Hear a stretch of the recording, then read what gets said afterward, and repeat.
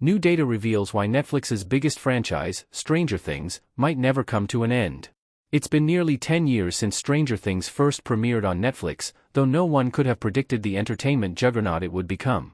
Stranger Things' enormous success and widespread appeal launched an empire of spin-offs, toys, games, plays, merchandise collaborations, comics, and books alongside its flagship TV series, not unlike the incredible branding built by Lucasfilm's Star Wars. Though Stranger Things Season 5 ending proved divisive, as was to be expected, with a show arguably as burdened by expectation as HBO's Game of Thrones, the Duffer Brothers series has shown no signs of slowing down. In fact, a new report published by Variety, based on Nielsen viewership data, reveals that Stranger Things was the most-watched series of the just-concluded 2025-26 TV frame between broadcast, cable, and streaming. The show ended its final season with an average of 32.9 million viewers over 35 days, roughly 7 million more than Netflix's His and Hers, which came in second place. Stranger Things isn't number one on Netflix's top 10 most popular shows of all time list, via Tutum.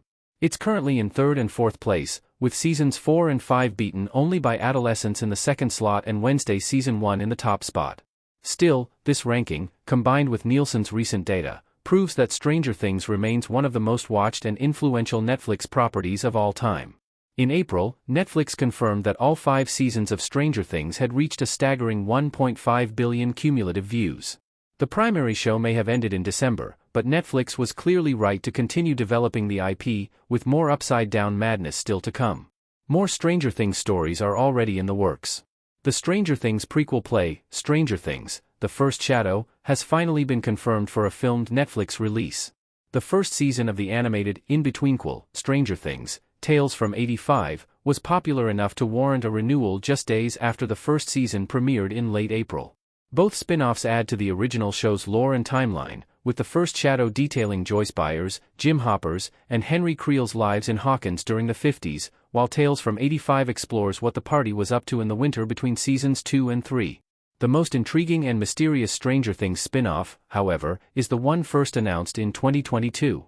Though details about this live-action spin-off are still scarce, Matt and Ross Duffer did provide some clarification in the wake of Stranger Things series finale.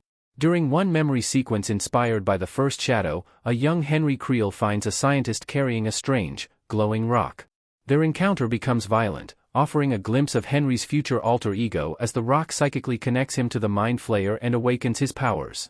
According to the duo, who will be listed as creators and producers for the show, the origins of the glowing rock, and thus, presumably, more information about the Mind Flayer and the Abyss, will be included in the Stranger Things universe's next outing. They were quick to confirm that the series wouldn't include any overlapping characters from Hawkins, though. Instead, the series should provide a clean slate and a completely different mythology. They didn't rule out the possibility of other Stranger Things stories either, explaining that the currently developing spin-off and any future series would function more as anthologies within the wider Stranger Things universe, rather than continuous, overlapping narratives.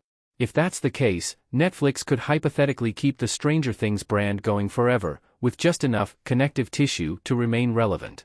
As long as any new concepts maintain the flagship show's distinctive look and feel, that could be enough to keep audiences invested and coming back for more. Netflix and Stranger Things have to find the right balance. Clearly, Netflix and the Duffers have figured out a foolproof way to keep engaging with Stranger Things adjacent stories without making the series too convoluted. If new characters and villains are introduced each time, there's no limit to what they can achieve or produce. There is a danger of going overboard, though, of flooding the market and alienating the audience rather than enticing them.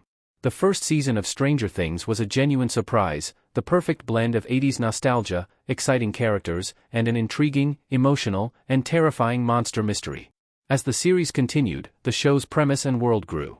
In the end, the final season became a massive sci-fi spectacle with increasingly complex concepts, including wormholes and alternate dimensions. To a certain extent, this evolution was understandable.